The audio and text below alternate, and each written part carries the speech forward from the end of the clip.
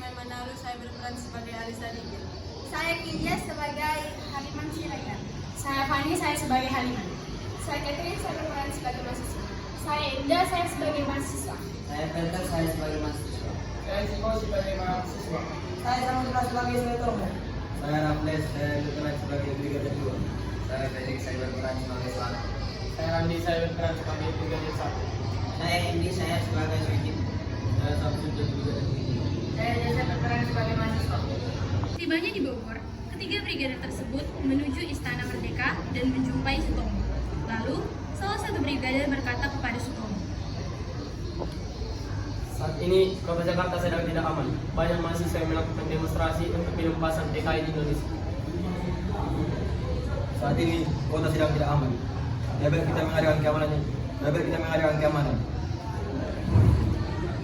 Di mana kota Jakarta ini berakhir? Itu suatu jenderal Sobo bisa mengendalikan situasi secara singkat. akhirnya Presiden Sutomo setuju dengan hal tersebut dan dibuatlah surat perintah yang dikenal dengan Surat Perintah 11 Maret yang ditunjukkan kepada Mayor Jenderal Soeharto selaku Panglima Tindakan yang diperlukan. Tolong berikan ini kepada Jenderal Soeharto.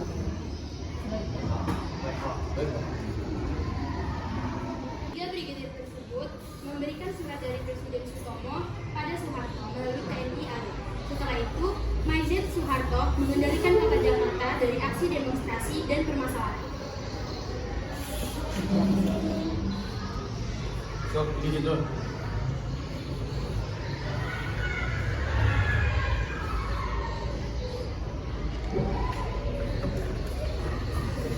Soeharto memberi perintah kepada Sucipto untuk membuat konsep pembubaran PKI. Saya ingin tahu membuat konsep pembubaran PKI. Saya ingin segera membubarkan PKI. Saya akan melaksanakan tugas dari Soeharto.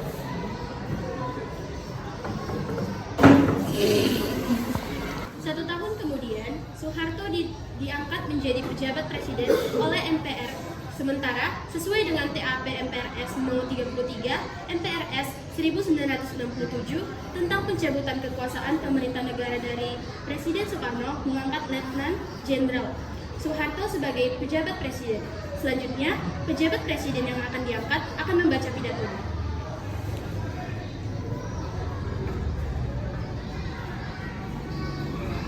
Pidato pelantikan Presiden Soeharto tanggal 27 Maret 1968. Tempat Gedung MPRS Jakarta. Saudara-saudara sekalian, anggota Majelis Permusyawaratan Rakyat sementara dan seluruh rakyat Indonesia yang saya cintai. Dengan penuh rasa syukur kepada Tuhan Yang Maha Esa, pada hari ini saya menerima amanat dari Majelis Permusyawaratan Rakyat sementara untuk mengemban tugas sebagai Presiden Republik Indonesia. Amanat yang diberikan kepada saya ini adalah sebuah tanggung jawab yang besar yang harus saya laksanakan dengan penuh kesungguhan demi kepentingan bangsa dan negara. Sebagaimana kita ketahui, bangsa kita baru saja melewati masa-masa sulit. Tragedi yang terjadi pada tahun 1965 telah menguncang kehidupan berbangsa dan bernegara, mengancam persatuan dan kesatuan, serta membawa dampak yang luas dalam kehidupan sosial, politik, dan ekonomi.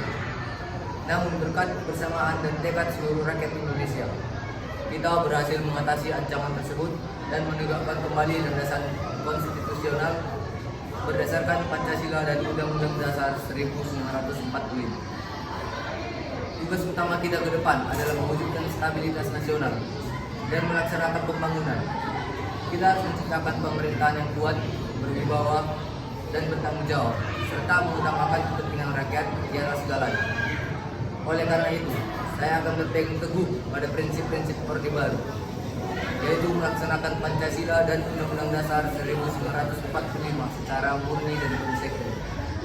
Dalam bidang ekonomi, kita akan segera mengambil langkah-langkah konkret untuk memperbaiki kondisi perekonomian nasional.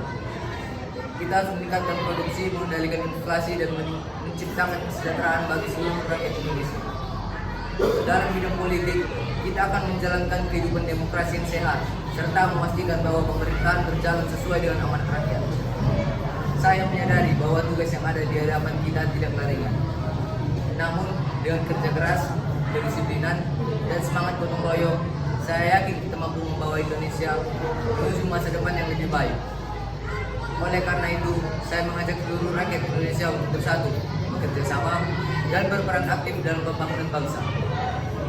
Akhir kata, saya mengucapkan terima kasih kepada seluruh rakyat Indonesia atas kepercayaan yang diberikan kepada saya. Semoga Tuhan Yang Maha Esa senantiasa memberikan bimbingan dan kekuatan kepada kita semua dalam menjalankan tugas negara. Terima kasih. Wassalamualaikum warahmatullahi wabarakatuh. Lalu, kemudian satu brigadir datang kepada Soeharto. Kami mendapatkan informasi bahwa mahasiswa akan datang mendemonstrasi namun kedatangan Jepang. Nama itu bisa terjadi. Saya ingin hal itu segera diselesaikan. Baik, Pak.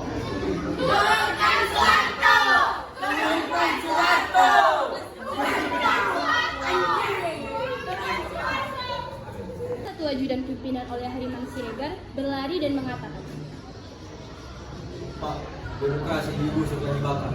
Ah serius, siapa yang membakar? Pak mahasiswa. Waduh, bisa-bisa kita dituduh. aksi demonstrasi beruntun kerusuhan. Mendengar berita tersebut, Presiden Soeharto memerintah Ali Sadikin untuk memperingatkan Hariman Siregar. Ali Sadikin sini. Silakan masuk. Jangan dulu. Peringatkan Hariman Siregar tentang aksi tersebut. Hariman, keadaan semakin jauh. Siapa yang melakukan ini? Bukan kami, Pak. Lalu kalian ada pada saat itu? Siap, tidak ada, Pak. Baiklah.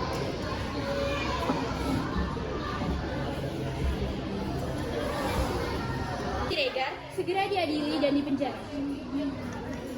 Hariman Siregar dituduh terlibat dalam pembakaran dan kerusuhan oleh ajudan pimpinan.